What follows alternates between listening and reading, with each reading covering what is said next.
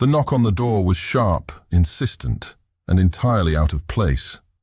It was a sound that belonged to the bright, orderly hours of the day, not to the 10 o'clock quiet of Lily Barnes's modest apartment building.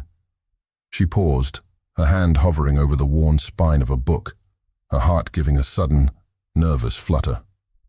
No one ever came to her door this late. She opened it to a sight so jarring, so utterly unexpected, that for a moment she thought she was dreaming. Christian Fairmont, her boss, the CEO of Fairmont Enterprises, stood on her worn welcome mat.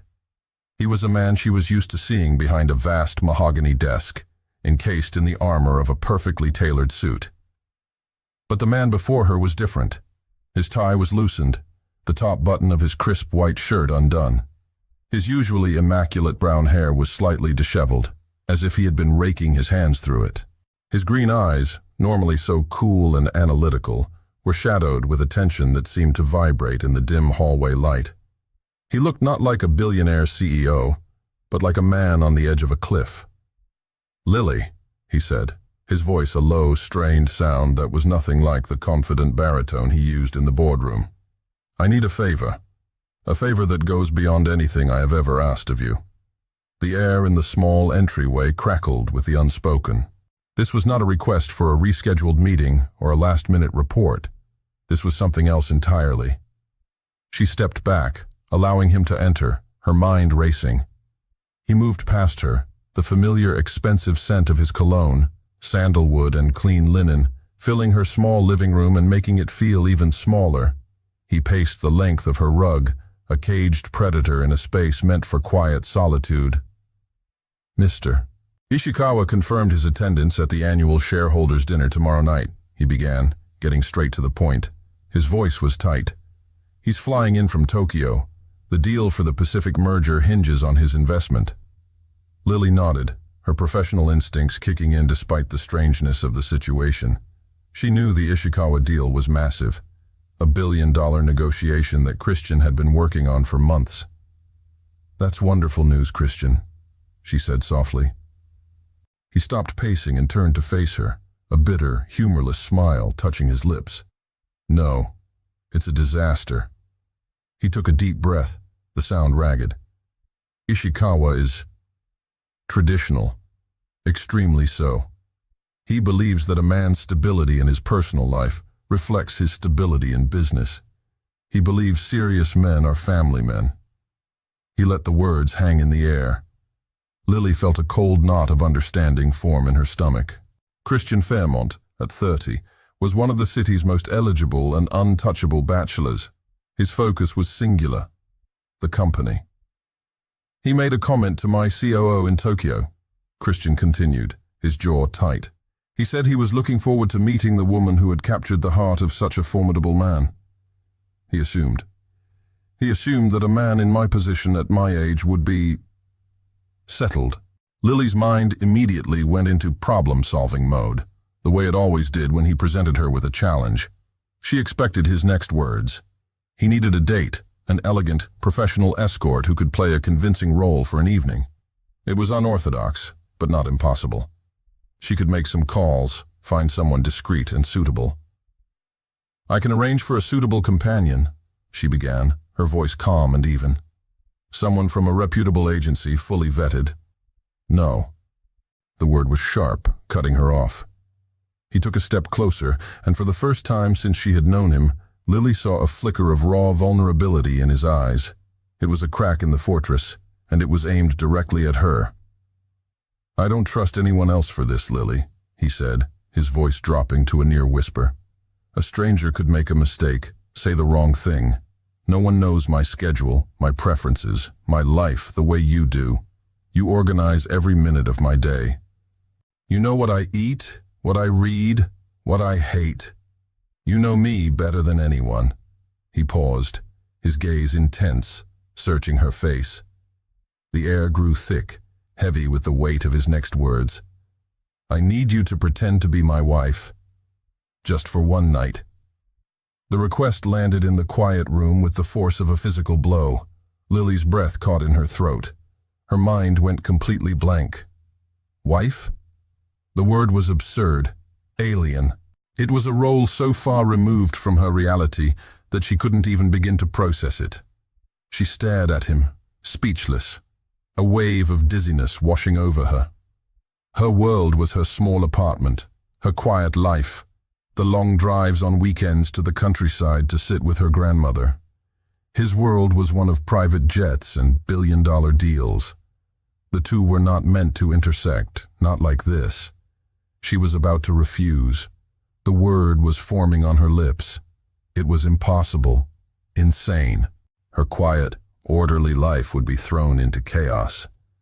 She thought of her grandmother, of the peaceful, simple values she had been taught. This felt like a lie too big to tell. As if reading her mind, his expression softened, the desperation in his eyes deepening. He took another step closer, his voice now a low, pleading murmur that was meant for her alone. "I know about your grandmother," he said softly. The words stopped her cold. Her heart hammered against her ribs. "I know about the medical bills," he continued, his gaze unwavering. "The cost of her care, the new experimental treatment her doctor recommended. I know it's why you work so much, why you never take a day off." He saw the flicker of shocked pride and pain in her eyes and pressed on, his voice gentle but firm. "I can make it all go away, Lily, all of it. The debt, the future costs. I can ensure she has the best care, the best doctors, for the rest of her life. Everything will be taken care of. Forever." He held her gaze, his own eyes filled with a desperate sincerity. "Please," he whispered, the single word stripped of all his usual authority, leaving only the raw plea of a man who had run out of options. "Just for one night." The next morning, the air in the executive suite of Fairmont Enterprises was electric. The low, respectful hum of the office felt different, charged with a new, unspoken tension that seemed to emanate directly from Christian's closed office door. Lily sat at her desk, her fingers poised over her keyboard, but her mind was miles away. Every time the intercom buzzed, her heart leaped into her throat. The memory of him standing in her apartment, a desperate plea in his eyes, felt like a fever dream. At precisely 9 o'clock, the intercom chimed. "Lily, could you come in, please?" His voice was back to its usual crisp, professional tone, but she could detect a faint, underlying strain. She rose, her legs feeling unsteady. As she walked toward his office, she felt the weight of a dozen curious stares on her back. Christian's door was almost always open, a symbol of his transparent, hands-on leadership. When she entered, he closed it behind her. The soft, definitive click of the lock echoed in the silent room, shutting out the rest of the world. The whispers in the hallway were almost audible. He did not sit behind his desk. Instead, he stood by the floor-to-ceiling window, his back to the sprawling city below. On the polished surface of his conference table lay a sleek, black folder. "I've prepared a file," he said, his voice all business. He was back in his armor, the cool, controlled CEO. "It contains the essential details of our story." He opened the folder. Inside were neatly typed pages, bullet points organized with the ruthless efficiency she knew so well. He began to recite the facts as if briefing her for a merger. "We met 2 years ago at a charity art gala. You were there with a friend. I was immediately taken by your quiet intelligence." He glanced at her, a flicker of something unreadable in his eyes. "We married 1 year ago, a small private ceremony, only immediate family. We kept it secret to protect our privacy from the media." He detailed their supposed first date, their favorite restaurant, a fictional trip to Italy. It was a clinical, sterile account of a life they had never lived. He was treating their fabricated marriage like a business plan, a series of facts to be memorized and recited. He was trying to build a fortress of logic around a situation that was anything but. Lily listened quietly, her hands clasped in front of her. She let him finish, her gaze steady. When he was done, a heavy silence filled the room, broken only by the distant sound of city traffic. He looked at her, expecting her to nod, to start memorizing her lines. Instead, she shook her head, a small, gentle motion. "This won't work," she said softly. Christian's brow furrowed. "It's all there. The timeline is consistent. The details are plausible." "It's not about the facts, Christian," she replied, her voice gaining a quiet strength. She took a step toward the table, toward him. "It's about the feeling. Mr. Ishikawa and his wife are not auditors. They are people. They won't be looking for consistency in our story. They will be looking for the truth in our eyes." She looked at him, her gaze direct and unflinching. "They will look for the way you touch the small of my back. They will watch for the way I smile when you speak. No one will believe we are married if we look like two strangers reciting a script. They won't believe it if there isn't a real story behind our glances." He was taken aback, his professional composure faltering. He stared at her, truly seeing the depth of her perception. He had been so focused on the what that he had completely ignored the how. She was right. His logical plan had a fatal emotional flaw. A new confidence settled over Lily. She had spent her life observing, understanding the quiet, unspoken needs of others. She understood what this charade required. It required a foundation, however fragile, of something real. She straightened her shoulders, a subtle shift in power occurring between them. "We need more than a dossier," she stated, her voice calm but firm. "We need memories, even if we have to make them." Christian looked at her, his green eyes wide with a mixture of shock and dawning respect. He, the man who commanded boardrooms and orchestrated billion-dollar deals, was at a complete loss. "So," she continued, a faint, challenging smile on her lips, "let's start today. Take me to dinner tonight, not as your assistant, not as a business arrangement." She held his gaze, the command in her quiet words undeniable. "Take me to dinner as your husband." Christian Fairmont, the man who always had an answer, was left utterly speechless. He watched as his quiet, unassuming assistant took his perfectly crafted plan and rewrote the rules. In that moment, he realized with a jolt that he was no longer in control of this dangerous game. She was. The doorbell rang at precisely 7:30. When Lily opened it, Christian stood there, and for a dizzying moment, the world seemed to tilt on its axis. He was not the tense, disheveled man from the other night, nor the clinical CEO from the office. He was dressed in a dark gray suit, the fabric perfectly tailored to his frame, but he wore it without the usual stiffness of a business meeting. He held a single, long-stemmed white rose in his hand. His eyes met hers, and then they traveled down, taking in the simple navy blue dress she wore. It was a dress she had owned for years, modest and elegant, but the way he looked at her made her feel as if she were wearing haute couture. A slow heat crept up her neck. He wasn't looking at his efficient assistant anymore. He was looking at a woman. The air in the doorway grew thick, charged with this new, unspoken awareness.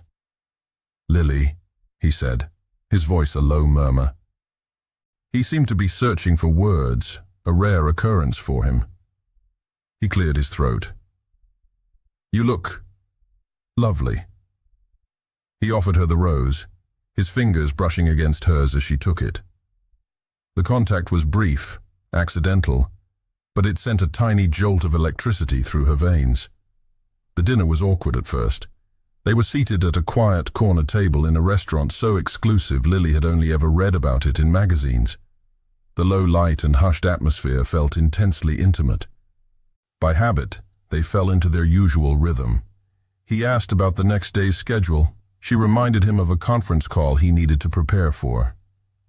After a few minutes of this, Lily gently placed her hand on his arm, a gesture of quiet interruption. His muscles tensed under her touch before he consciously relaxed. "Christian," she said softly, her voice barely above a whisper, "I'm not your assistant tonight, and you are not my boss." She withdrew her hand, but the warmth of her touch lingered on his skin. "Tell me something that no one at the office knows about you."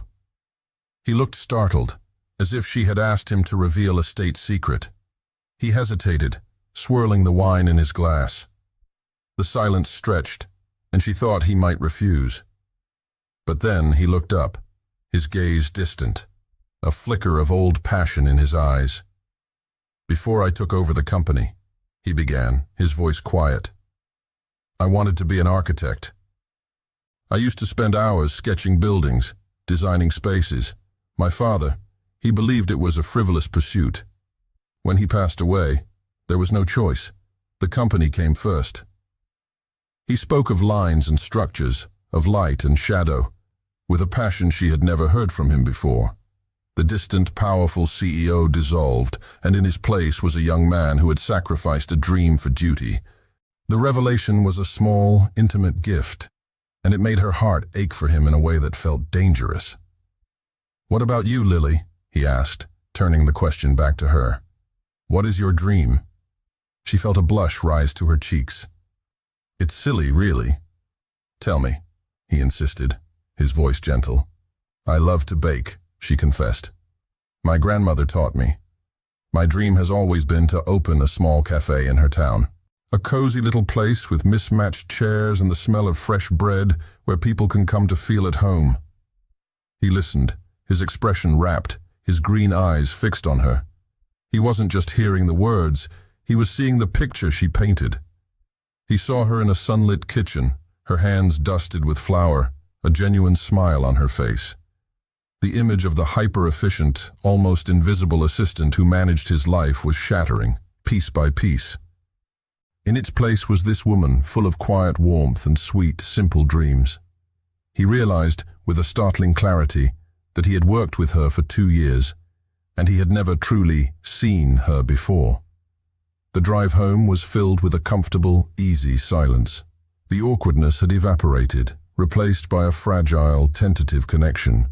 He walked her to her door, the single white rose now resting in a small vase on her entryway table. Under the dim light of the hallway, he paused. The script for the night was over. This was uncharted territory. An impulse, foreign and undeniable, took over. He leaned in, his movements slow, giving her time to pull away. She didn't. He pressed a soft, lingering kiss to her cheek. His lips were warm, gentle. It was a gesture that was not in any dossier, not part of any plan. "Good night, Lily," he whispered, his breath warm against her skin. He pulled back, and the look in his eyes was one of dazed surprise, as if he couldn't believe what he had just done. "Good night, Christian," she replied, her own voice a breathless whisper. He turned and walked away quickly, his retreat almost frantic. Lily stepped inside her apartment and closed the door, her fingers rising to touch the spot on her cheek where his lips had been. Her skin tingled. Her heart was pounding a wild, erratic rhythm against her ribs. It was just a kiss on the cheek, a simple, friendly gesture. But it felt like a lie.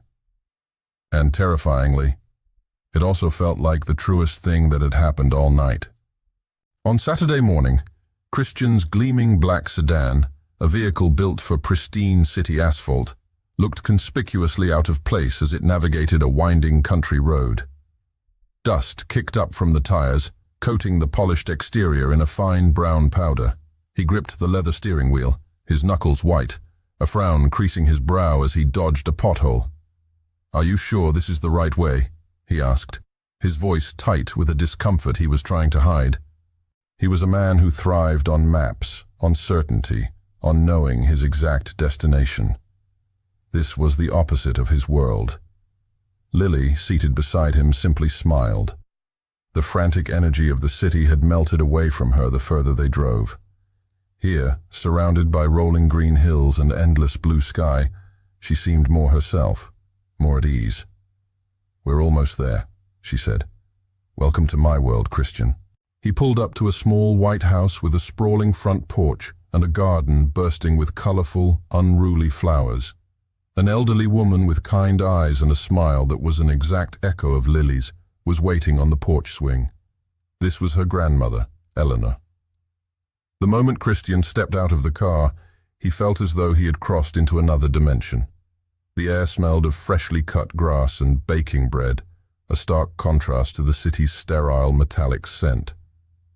Eleanor greeted him not with a handshake, but with a warm, enveloping hug that took him completely by surprise. "So, you're the young man who finally captured my Lily's heart," Eleanor said, her eyes twinkling with a shrewd, knowing light. "I was beginning to think she'd spend the rest of her life organizing someone else's." Christian felt a flush of guilt creep up his neck. The lie felt heavier here, more profane in the face of this genuine, uncomplicated warmth. Eleanor, oblivious to the charade, treated him not as a billionaire CEO, but as a welcome addition to the family. She put him to work. Before he knew it, he had taken off his expensive jacket, rolled up his sleeves, and was hammering a loose board back into the porch fence. The physical labor was foreign, grounding. His hands, usually occupied with signing documents or tapping on a keyboard, felt clumsy with the hammer. But the simple, satisfying thud of the nail driving into the wood was more rewarding than any deal he had ever closed. Later, he found himself sitting on the porch swing, a plate of still warm apple cake on his lap, listening to Eleanor tell stories about Lily's childhood. He learned about the little girl who sold homemade lemonade to raise money for a stray dog, the teenager who read classic novels aloud to her when her eyesight began to fail. He was seeing the blueprint of the woman beside him, the foundation of her quiet strength and boundless kindness. As the afternoon sun began to dip below the hills, casting long golden shadows across the yard, Eleanor took Christian's hand in her own. Her skin was soft, papery, but her grip was surprisingly firm. "You have kind eyes, Christian," she said, her voice soft but clear. "I worried about her in that big, lonely city. Take good care of my granddaughter. She has the purest heart I know." The words, spoken with such innocent, unwavering trust, struck him with the force of a physical blow. The weight of his deception settled in his gut, heavy and cold. This was no longer about impressing an investor. He was lying to this sweet, trusting woman, exploiting her granddaughter's good nature for his own gain. A profound sense of shame washed over him. The drive back to the city was quiet, but it was a different kind of silence than the one they had shared after their dinner. This one was thick with unspoken emotion. As he pulled up to her apartment building, Lily turned to him, her expression soft in the fading light. "Thank you for doing that, Christian," she said, her voice full of genuine gratitude. "It meant a lot to me, and to her." He shut off the engine and turned to face her fully. The mask of the CEO was gone, replaced by a raw, unguarded honesty that startled her. "Lily," he began, his voice rough with an emotion he couldn't name. "Your grandmother. She made me feel more at home in 3 hours than I've felt in my own penthouse in years." The confession hung in the charged space between them. It was more intimate than a kiss, more revealing than any secret he could have shared.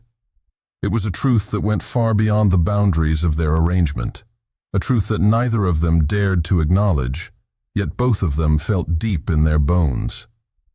"We need rings." Christian made the declaration on Monday morning with the same detached tone he would use to announce a budget meeting. He stood before her desk, his hands in his pockets, the picture of cool authority. But Lily could see the faint, almost imperceptible tension in his jaw. The weekend had changed something between them. The memory of her grandmother's porch, of his quiet confession, lingered in the air, a ghost of intimacy in the sterile office environment. "A wedding band is a crucial detail," he continued, his voice a low command. "We'll go after work. I've made an appointment." That evening, he led her to a jewelry store so exclusive it didn't have a sign. The name, whispered among the city's elite, was simply Ore. Inside, the world was hushed, a sanctuary of soft carpets, velvet displays, and shimmering light. A distinguished silver-haired jeweler greeted them with a deferential bow. "Mr. Fairmont, a pleasure to see you again. And this must be the lovely Mrs. Fairmont." The title, spoken so naturally by a stranger, sent a strange shiver down Lily's spine. Christian, to his credit, didn't flinch. He slid his hand to the small of her back, a gesture that was both possessive and protective, guiding her toward a private viewing area. His touch was light, but it burned through the fabric of her dress. "We are looking for wedding bands," Christian announced, his voice smooth as silk. He was playing the part of the devoted husband flawlessly. The jeweler presented a tray lined with black velvet, an array of platinum and gold rings glittering under the soft lights. Christian bypassed the more ornate, diamond-encrusted options, his eyes scanning for something simpler, more elegant. He selected a slender platinum band, its surface polished to a mirror shine. "May I?" he asked, his voice a low murmur directed at Lily. She nodded, her throat suddenly dry. He took her left hand in his. His fingers were warm, his grip firm and steady. The simple act of him holding her hand felt shockingly intimate in the quiet, opulent room. The world seemed to narrow to that single point of contact, his skin against hers. He slowly slid the cool, heavy metal onto her fourth finger. Her breath hitched. He didn't let go. He held her hand, his thumb gently stroking her knuckles as he examined the ring. "What do you think?" he asked, his gaze lifting to meet hers. His green eyes were dark, intense. He wasn't asking for her opinion on the ring. He was asking something else entirely, something deeper, something she didn't have an answer for.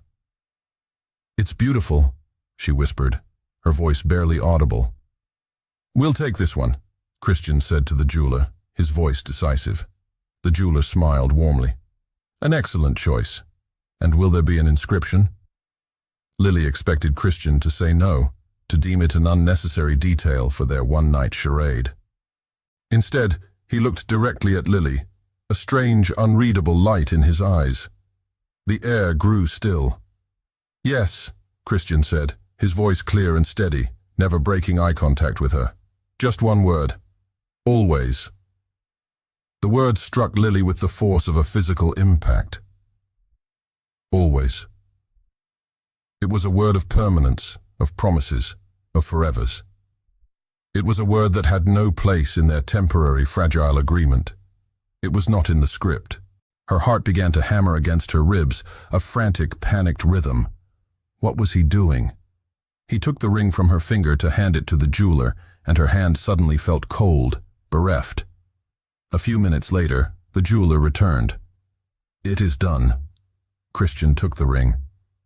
He turned back to Lily, his expression serious, almost solemn. He took her hand again, his touch sending another shiver through her. Slowly, deliberately, he slid the ring back onto her finger. It was a perfect fit. He held her gaze, his thumb once again caressing her skin. The world outside the small, velvet-lined room seemed to melt away.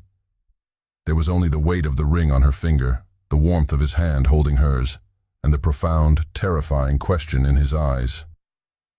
The jeweler, sensing a private moment, beamed. A perfect match. The phrase, so simple, so innocent, hung in the air between them. A perfect match. It was a statement about a ring and a finger. But in the charged silence of the room, it felt like a prophecy. They both heard the double meaning, and it left them standing there side by side, shaken and utterly silent. Ishikawa is a devotee of classical music. There will be dancing. Christian's announcement on Wednesday afternoon was delivered with his usual clipped efficiency, but Lily saw the subtle unease in his eyes. This was a variable he couldn't control with a spreadsheet. That evening, long after the last employee had gone home, he led her to the main boardroom. The vast, polished table had been pushed against the wall, transforming the space into a cavernous, empty ballroom. The only light came from the glittering cityscape outside the panoramic windows. He placed his phone on the empty table, and the soft, melancholic notes of a Chopin waltz filled the silence. The sound, so beautiful and romantic, felt deeply out of place in the heart of his corporate empire. He turned to her, his posture stiff, his expression serious. "I assume you know the basic steps of a waltz?" "A little," she admitted, her voice small in the large room. "Good." He stepped forward, extending a hand. "Let's begin." The first few attempts were a disaster. He was a rigid, technical instructor, counting the steps aloud in a low, monotonous voice. 1, 2, 3. 1, 2, 3. Your left foot, Lily. His hand on her back was stiff, his grip on her hand clinical. He was leading her as if he were executing a business maneuver, all logic and no feeling. Overwhelmed by his proximity and her own nervousness, Lily felt clumsy, her feet tangling with his. She stepped on his polished shoe for the third time and pulled away in frustration. "I'm sorry," she mumbled, her cheeks burning with embarrassment. "I can't do this." "Just relax, Lily," he said, a hint of impatience in his voice. He sighed, running a hand through his hair. "Just feel the music." His words, meant to be encouraging, only made her feel more inadequate. She looked at him, standing there so perfectly composed, and a spark of her quiet strength returned. He didn't understand. "No," she said, her voice firmer now. "That's not the problem." She took a deep breath and stepped back into his space, her resolve hardening. "A dance isn't about steps, Christian. It's not a formula. It's about trust." Before he could react, she took his right hand and placed it firmly on her waist, the warmth of his palm seeping through the thin fabric of her blouse. She then took his other hand and laced her fingers through his. Her touch was no longer hesitant. It was deliberate, confident. "Stop counting," she commanded softly. "Stop leading. Just for a moment. Follow me. Trust me to follow you." He looked down at her, startled by her sudden audacity. He saw the challenge in her eyes, the quiet determination. For a man who had spent his entire life leading, the concept of ceding control was alien. He hesitated, his body still rigid. "Trust me," she whispered again. Something in her voice, in the unwavering sincerity of her gaze, broke through his defenses.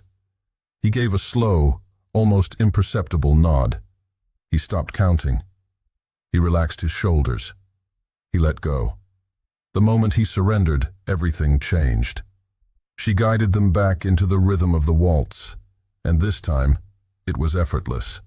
They moved as one. His body, no longer fighting for control, responded to her subtle cues. Her steps, no longer faltering, matched his perfectly. He was no longer a CEO, and she was no longer his assistant. They were simply a man and a woman, lost in the fluid, graceful motion of the dance. The city lights blurred into a glittering tapestry around them, a silent audience to their private performance. He spun her out, then drew her back in, her body fitting against his, as if it were made to be there. The final lingering notes of the waltz faded into silence. But they didn't move. They stood frozen in the center of the vast, empty boardroom, still locked in a dancer's embrace. Her hand was on his shoulder, his on her waist. The silence was deafening, filled with the sound of their own ragged breathing. His green eyes, dark and stormy in the dim light, stared down into hers. Their faces were inches apart. The space between them was a live wire, humming with a current of unspoken desire. It would be so easy to close the distance, to lean in, to taste. The thought was a silent confession that passed between them, a shared, terrifying understanding. The air grew thick, heavy with the weight of a kiss that was waiting to happen. The night before the shareholders' dinner, a palpable tension hummed through the office. Lily found herself working late, finalizing the last-minute details for the event. The building was quiet, most employees having already left. As she passed Christian's office, she noticed the light was still on. She paused, her hand hovering, ready to knock, but stopped when she saw him through the sliver of the open door. He wasn't working. He was standing by his desk, his back to the door, staring down at a small, silver picture frame. His shoulders, which he always held with such rigid military precision, were slumped. He looked burdened, solitary. The image of the powerful CEO was gone, replaced by the silhouette of a lonely man. She knocked softly on the doorframe. "Christian," he startled, his head snapping up. He quickly placed the frame face down on his desk, but it was too late. He turned to face her, his expression guarded, the walls of his composure hastily being rebuilt. "Lily, I thought you had gone home." "Just finishing up," she said, her voice gentle. She gestured toward the desk. "I didn't mean to intrude." He followed her gaze to the overturned frame. A heavy silence fell between them. He seemed to be wrestling with himself, his jaw tight. In the past, he would have dismissed her with a curt nod, ending the conversation. But the dance, the trip to her grandmother's, the shared intimacy of the last few days, it had changed the space between them. He let out a long, slow breath and reached for the frame, turning it over. The photo was of a man with kind eyes and a wide, warm smile, an older version of Christian. "My father," Christian said, his voice low and rough. Lily walked further into the room, stopping on the other side of his massive desk. She didn't speak, simply waited, giving him the space to continue if he chose to. "He built this company from nothing," Christian said, his gaze fixed on the photograph. "A small loan and a big dream. He poured his entire life, his soul, into these walls. He was a force of nature. Everyone loved him." He paused, a shadow of pain crossing his face. His heart gave out when he was 55. One day he was here, the next, gone. I was 24. He finally looked up from the photo, his eyes meeting hers. The vulnerability she saw there made her heart ache. "I live in constant fear of failing him," he confessed, the words a quiet torrent. "Every decision I make, every risk I take, I feel this immense pressure to live up to his legacy, to not be the son who destroyed everything his father loved. Sometimes the weight of it's suffocating." He had never spoken to her like this. He had never spoken to anyone like this. He was showing her the deep, hidden wound beneath his armor of success and control. Lily listened, her heart swelling with a profound empathy. She didn't offer him empty platitudes or pity. She saw his pain, and she met it with a simple, unwavering truth. "Your father didn't build this company to be a burden to you, Christian," she said, her voice soft but firm, imbued with a certainty that seemed to cut through his fear. "He built it to be a foundation. You're not living in his shadow. You're building on top of what he started. You've taken his legacy and made it global. What you've done, it's incredible." Her words were not flattery. They were a simple, honest validation from the one person who had a front-row seat to his relentless dedication. She saw the work, the sacrifice, the lonely hours. And she wasn't impressed by the success. She respected the effort. His composure finally broke. He stared at her, his green eyes shimmering with an emotion he so rarely allowed himself to feel. No one had ever seen the pressure as anything but a privilege. No one had ever acknowledged the burden. No one had ever simply said, "You're doing a good job." A single traitorous tear escaped and traced a path down his cheek. He wiped it away quickly, but she had seen it. "Thank you, Lily," he whispered, his voice thick with unshed emotion. In that moment, the last vestiges of their professional relationship crumbled into dust. She was no longer his assistant, the woman who managed his schedule. She was his confidant. She was the only person in the world who seemed to understand the weight on his soul, and for him, that realization was more terrifying and more essential than any business deal he had ever chased.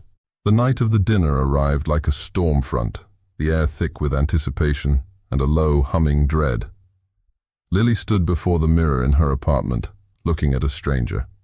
The woman staring back at her was wrapped in a gown of deep sapphire silk, a dress Christian had sent over that afternoon without a word. It clung to her figure in a way that was both elegant and daring. Her hair was swept up, exposing the graceful line of her neck, and a delicate diamond necklace, also from him, labeled simply, "For tonight," rested against her collarbone. She was a work of art, a beautiful illusion. When she descended to the lobby of her building, he was waiting. He stood near the entrance, a striking figure in a perfectly tailored black tuxedo. He turned as he heard her approach, and the polite professional mask he wore for the world simply fell away. His mouth parted slightly. His green eyes widened, conducting a slow, sweeping survey from the top of her head to the tips of her silk heels. He didn't just see the dress, he saw her. "Lily," he breathed, his voice a raw, husky sound she had never heard before. He took a step toward her, his gaze full of a raw, unguarded admiration. "You are..." He stopped, unable to find a word sufficient for the sight of her. He simply shook his head, a look of stunned wonder on his face. The ride to the hotel was a cocoon of tense silence. The air in the back of the town car was heavy, charged with the electricity of their shared purpose and the unspoken feelings that swirled between them. Lily's hands were trembling in her lap. She felt Christian's hand cover hers. "Nervous?" he asked, his voice a low murmur beside her. She looked at their joined hands, his strong and warm, completely enveloping hers. "Only if you are," she whispered. He gave her hand a gentle, reassuring squeeze. "With you by my side? Not a chance." The gesture, the words, they no longer felt like part of an act. They met Mr. Ishikawa and his wife, a graceful, smiling couple in the hotel's grand dining hall. The performance began. It was flawless. They were a symphony of shared glances, inside jokes they had created over the past week, and easy, believable affection. He would rest his hand on the small of her back, and she would lean into his touch naturally. She would laugh at a story he told, her eyes sparkling with a light that was not entirely feigned. They were so convincing that at times they almost convinced themselves. During a lull in the conversation, Mrs. Ishikawa leaned toward Lily, her expression warm and curious. "My husband is a very astute judge of character, but he is a man," she said with a soft laugh. "He sees the successful partnership. I am more interested in the heart. Tell me, Lily-san, what was the one thing that made you fall in love with your husband?" The question was a landmine. Lily's heart stopped. The script had no answer for this. She felt Christian tense beside her. She turned her head, her eyes finding his across the table. She looked at him, the man who had confessed his deepest fears to her, the man who had looked at her moments ago as if she were the only woman in the world. A genuine, unbidden emotion swelled in her chest. "It was the way he saw me," Lily answered, her voice soft and thick, with a truth that stunned them both. In a world that was always rushing, he was the first person to ever really stop and see me, as if I was the only person in the room. The honesty of her answer hung in the air, a beautiful, shimmering thing. She saw the shock in Christian's eyes, followed by a wave of profound, heart-stopping emotion. Later, as the evening wound down, Christian guided her toward a dimly lit terrace overlooking the city. "Ishikawa is watching from the window," he whispered, his breath warm against her ear. His hand tightened on her waist, pulling her closer until her body was flush against his. "We need to make this look real." She looked up at him, her heart pounding a frantic rhythm against her ribs.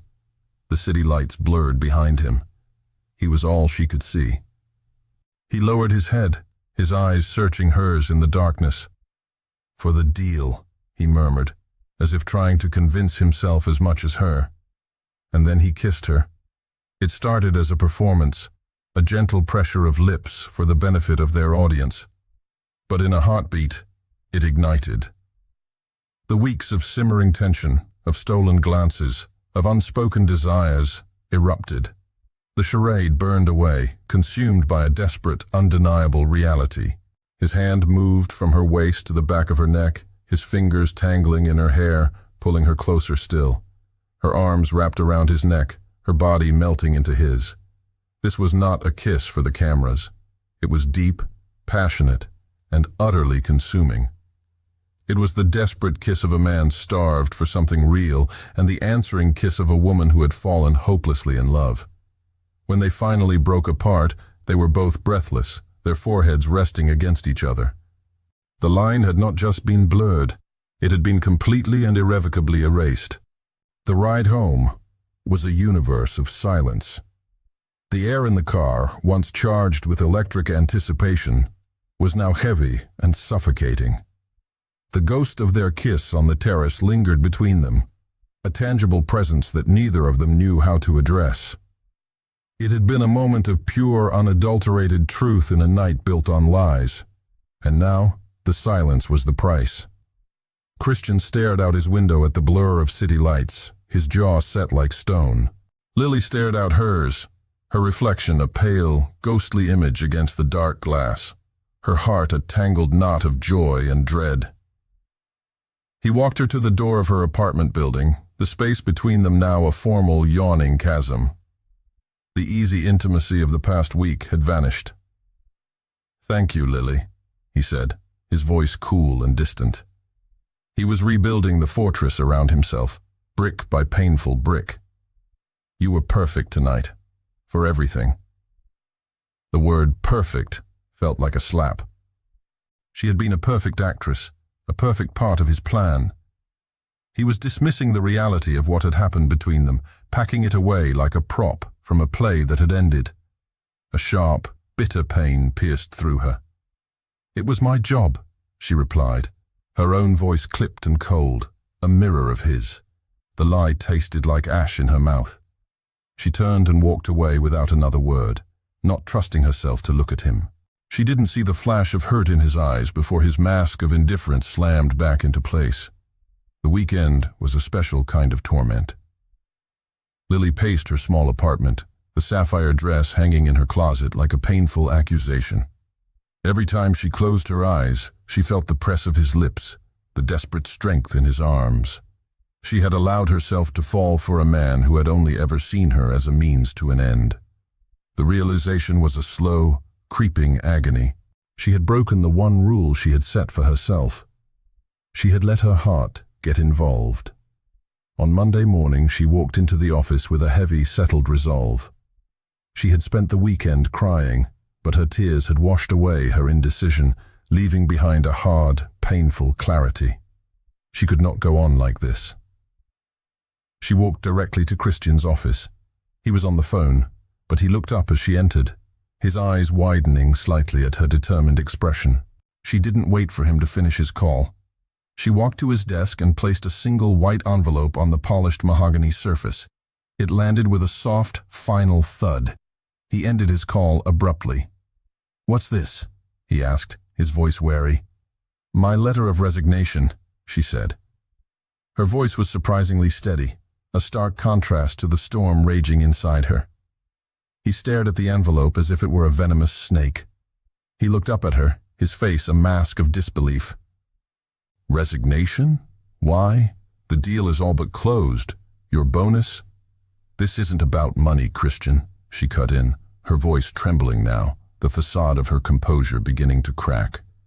Tears welled in her eyes, hot and traitorous. "I can't do this anymore. I can't sit outside your office every day and pretend that nothing happened. I can't pretend that kiss on the terrace was just part of the act." She took a ragged breath, the final, painful truth spilling out. "And I can't pretend that my heart isn't breaking right now." He sat frozen in his chair, the letter lying untouched between them. He looked utterly paralyzed, his face pale with shock. He opened his mouth to speak, but no words came out. "Lily, wait," he finally managed, his voice a hoarse whisper as he started to rise from his chair. But she was already turning away. She couldn't bear to see the pity or, even worse, the indifference in his eyes. She walked out of his office, her head held high, leaving him alone in the sudden, crushing silence. The vast, sunlit room, once the center of her world, now felt like a tomb. And he, the king in his castle, had never looked more alone. A week passed, or perhaps it was a year. For Christian, time had lost its meaning. His world, once a meticulously organized clockwork of meetings and deadlines, had devolved into a gray, formless fog. The office, his kingdom, felt like a mausoleum, Lily's absence was not just a void, it was a physical presence, a black hole that sucked the air and light out of every room. He had hired a temporary assistant from the top agency in the city. She was ruthlessly efficient, her resume was impeccable, and she anticipated his needs with a cold, robotic precision. She was, by all objective measures, a perfect assistant. And he couldn't stand her. She never remembered that he preferred his coffee black before his first meeting. She didn't know to screen his calls from his overbearing aunt on Tuesday afternoons. She didn't have a quiet, calming presence that could soothe his temper before he even realized he was losing it. She wasn't Lily. Christian was a mess. He walked into a board meeting and called his CFO by the wrong name. He missed a crucial lunch with a potential investor because he had forgotten to check his own calendar, a task Lily had always managed flawlessly. He found himself staring at her empty chair, the silence from her corner of the office a deafening roar. He felt a constant dull ache in the center of his chest, a phantom limb pain for a part of himself he hadn't known existed until it was amputated. He had told himself he needed her for her efficiency. That was a lie. He needed her for her light. He needed her for the way her quiet smile could cut through his darkest moods. He needed her. On Friday afternoon, an email with a single, triumphant subject line landed in his inbox. "Ishikawa, it's done." He opened it. The language was formal, congratulatory. The Pacific merger was secured. It was the single largest achievement of his professional career, a victory that would cement his father's legacy and double the value of his company overnight. It was everything he had ever worked for. He stared at the words on the screen. The deal is closed. He felt nothing. An absolute, profound, and terrifying emptiness echoed through him. The victory was hollow. It was a beautiful, gleaming trophy in an empty room. There was no one he wanted to share it with. The one person whose quiet, proud smile he wanted to see was gone, and it was his fault. He slowly crumpled the printout of the email in his fist.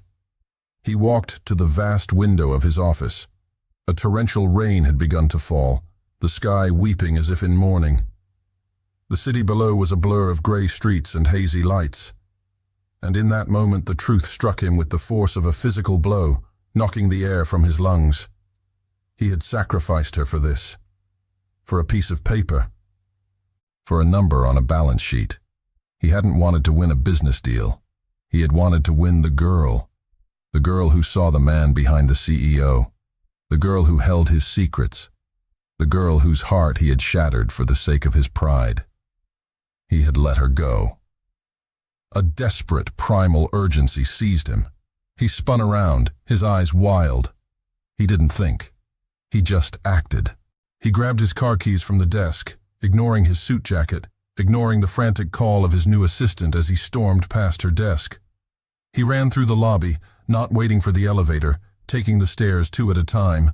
He burst out of the building's front doors and into the pouring rain, not bothering with an umbrella. He had no plan. He had only a single desperate certainty that burned through the fog in his mind. He had to get her back. The sleek black sedan, now caked in mud and grime, was a wounded beast tearing through the storm. Christian drove for hours, his hands gripping the steering wheel with a desperate intensity. The rhythmic slap of the windshield wipers was a frantic heartbeat counting down the seconds he had already lost. He didn't care about the speed limits, the blinding rain, or the treacherous country roads. His entire world had narrowed to a single point on a map, the small, white house with the sprawling porch. When he finally arrived, night had fallen. He stumbled out of the car, his expensive suit soaked through, his body trembling from a mixture of cold and raw, unadulterated fear. He looked like a man who had lost a war. He navigated the muddy path to the front door, his heart pounding in his throat, and knocked, his knuckles rapping sharply against the wood. The door swung open. Lily stood there, bathed in the warm, golden light from inside.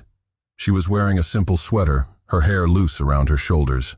She looked soft and calm, and a world away from the life he had forced her into. Her eyes widened in shock, her mouth parting in a silent gasp. "Christian," she breathed, her voice a whisper of disbelief. "What are you doing here? You're soaked." He just stared at her, drinking in the sight of her. The carefully constructed words he had rehearsed in the car, the logical arguments, the business-like propositions, they all evaporated. All that was left was the raw, ugly, beautiful truth. "I was a fool," he said, his voice a ragged rasp. The rain plastered his hair to his forehead and streamed down his face, mingling with the tears he didn't even realize he was shedding. A complete and utter fool. He took a staggering step closer, not caring that he was dripping water all over her grandmother's clean porch. "I closed the deal," he choked out. "The Ishikawa deal. It's done. I got everything I thought I wanted, and I stood in my office, and I felt empty. It was all empty, Lily, because the only thing that matters, the only person who matters, wasn't there to share it with me." His voice broke, thick with a desperate, ragged emotion. "I don't need you to pretend to be my wife for one night," he said, his gaze locking with hers, his green eyes burning with a desperate fire. "I need you to be my partner, my friend, my everything. I need you for all the nights for the rest of my life." He saw the flicker of disbelief and fear in her eyes, and he knew he had to give her all of it. The whole, terrifying truth. "I fell in love with you, Lily Barnes," he confessed, the words torn from the deepest part of his soul. "I don't know when it happened. Maybe it was when you told me about your dream of a little cafe. Maybe it was when you trusted me in that dance. Or maybe it was the first day you ever walked into my office and brought light into my sterile world. I don't know when, but it happened." He stood before her, stripped of his pride, his power, his carefully constructed defenses. He was just a man, soaked to the bone, hopelessly in love, and completely at her mercy. "It's the realest thing I have ever felt in my entire life," he whispered. He didn't move. He just stood there, shivering in the cold, relentless rain, waiting for her to deliver his sentence. For a long moment, Lily just stared at him, her mind reeling. He stood on the porch, a titan of industry brought to his knees by a storm both outside and within. The rain dripped from his hair, his designer suit was ruined, and his eyes held a raw vulnerability that mirrored the confession he had just laid at her feet. Her heart, which she had so carefully tried to shield, ached for him. With a soft gasp, she broke from her trance. "You're freezing," she whispered, her practical nature taking over. She reached out, her hand closing around his icy one, and pulled him inside, out of the raging storm. The warmth of the house enveloped them. From the living room, Lily could see her grandmother watching them, a quiet, knowing smile on her face, before the old woman discreetly turned and disappeared deeper into the house. Lily wrapped a thick, soft towel around his trembling shoulders. He looked lost, a shipwrecked sailor washed ashore. She led him to the kitchen, the cozy, familiar heart of the home, and sat him down at the small wooden table where she had spent her childhood. She busied herself making tea, her movements automatic. Her mind was a whirlwind. His words echoed in her ears. "I fell in love with you." It was everything she had secretly, hopelessly dreamed of hearing. But the chasm between their worlds was still there, vast and terrifying. She placed a steaming mug in front of him, her fingers brushing his. He wrapped his cold hands around the warmth of the ceramic. He didn't look at her. He just stared into the mug as if the answers to the universe were swirling in the tea leaves. Finally, she sat down opposite him, the small table feeling like a vast ocean between them. "Christian," she began, her voice quiet but steady. I don't know what to say. You live in a world of private jets and billion-dollar mergers. I'm just a simple girl. My biggest dream is a cafe with mismatched chairs. How could a life between us possibly work?" He finally looked up, and the certainty in his eyes cut through all her doubts. He reached across the table, his hand covering hers. "It doesn't work without you, Lily," he said, his voice thick with emotion. "That's what I've learned this week. My world is just a collection of expensive empty rooms without you in it. It has no color. It has no warmth." He leaned forward, his gaze intense, pleading. "I don't care about the money. I don't care about the deals. I swear to you, I learned more about what happiness feels like while I was hammering a nail into your grandmother's fence than I have in 10 years of sitting in a boardroom. My world isn't a penthouse in the city, Lily. My world is wherever you are." Tears began to stream down her face, silent and warm. But this time they were not tears of heartbreak or of sorrow. They were tears of overwhelming, terrifying joy. The walls she had built around her heart crumbled, washed away by the sheer, undeniable force of his love. "I fell in love with you too, Christian Fairmont," she whispered, the confession a soft echo of his own. A look of profound, breathtaking relief washed over his face. It was like watching the sun break through the clouds after a long, dark storm. He stood up, pulling her gently to her feet. He framed her face with his hands, his thumbs stroking away her tears. He leaned down and kissed her. It was not like the desperate, frantic kiss on the terrace. This was a kiss of homecoming. It was soft and gentle, and filled with the quiet promise of a new beginning. It was a kiss with no pretenses, no audience, no lies. It was just truth. It was just them. And in the warm, quiet kitchen of her grandmother's house, it was more than enough. 6 months later, the afternoon sun streamed into a chic, minimalist office in downtown Manhattan. Christian Fairmont, a man who could decide the fate of a multinational corporation with a single word, was staring intently at 2 small squares of fabric. "I'm not sure, Lily," he said, a deep frown of concentration on his face. "Does the champagne feel too formal, or is the eggshell too plain?" Lily laughed, a bright musical sound that filled the room. She leaned over and kissed his cheek. "It's just a napkin color, Christian. No one will notice."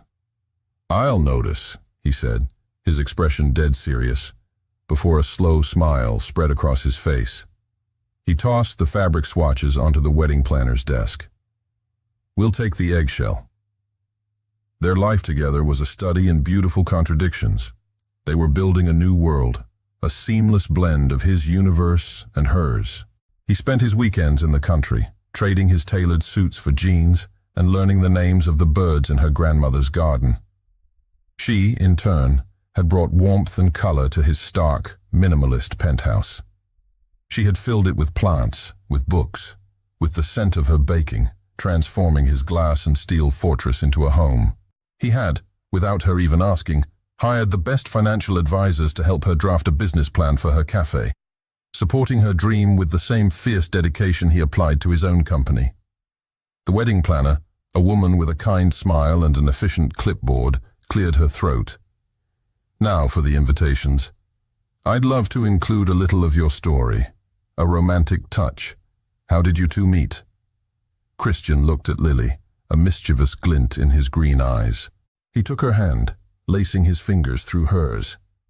"Our story," he began, his voice smooth and warm, "started as a business arrangement, a high-stakes negotiation." He smiled. "And it ended with the single best merger of my entire life." He then proceeded to tell the planner a beautifully edited version of their story. He spoke of a brilliant, unassuming assistant who had captivated him from afar, of a fateful dinner where he discovered the incredible woman hidden behind a professional facade. He painted a picture of a slow, inevitable romance, of 2 different worlds colliding to create something new and wonderful.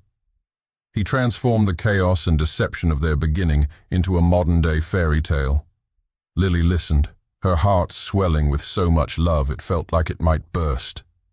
He had taken the messy, complicated truth of their past and polished it into a memory that shone with nothing but love. He had protected her, even in the telling of their story. As the planner jotted down notes, Lily leaned close to him, her lips brushing his ear. "You forgot the best part," she whispered. He turned to her, his brow furrowed in mock confusion. "Which part is that?" "The part," she murmured, her eyes sparkling, "where I said yes." The day of the wedding arrived, not with the pomp and circumstance of a high society event, but with the soft, golden light of a perfect autumn afternoon. There was no opulent ballroom, no sea of reporters. The ceremony was held in the sprawling, sun-dappled garden of Lily's grandmother's house, the place where Christian had first felt the pull of a life he never knew he wanted. The air was filled with the scent of late-blooming roses and the gentle hum of happy conversation. Lily's grandmother, her face glowing with a radiant pride, walked her down a simple aisle lined with wildflowers. In the front row, Mr. Ishikawa and his wife, who had become genuine friends, sat beaming, their presence a quiet testament to the strange, wonderful journey that had brought them all here. But Lily only had eyes for the man waiting for her at the end of the aisle. Christian stood under an arch of intertwined willow branches, and the look on his face was one of open, unshielded adoration. The cool, guarded CEO was gone, replaced by a man whose love for her was a tangible force, a brilliant light that seemed to warm everyone around him. When it was time for the vows, Christian unfolded a small piece of paper, looked at it for a moment, and then tucked it back into his pocket, a small smile playing on his lips. "I had a speech prepared," he began, his voice clear and strong, resonating with a deep, unwavering emotion. He looked directly into Lily's eyes. "But the truth is much simpler than that." He took a deep breath. "Lily, you came into my life to help me close a business deal, and you ended up saving me from a life that was polished and successful, but completely empty. I've learned since meeting you that my best moments weren't signing contracts or closing mergers. They were dancing with you in an empty boardroom, eating cake on your grandmother's porch, and waking up next to you every morning. You are my home. I love you."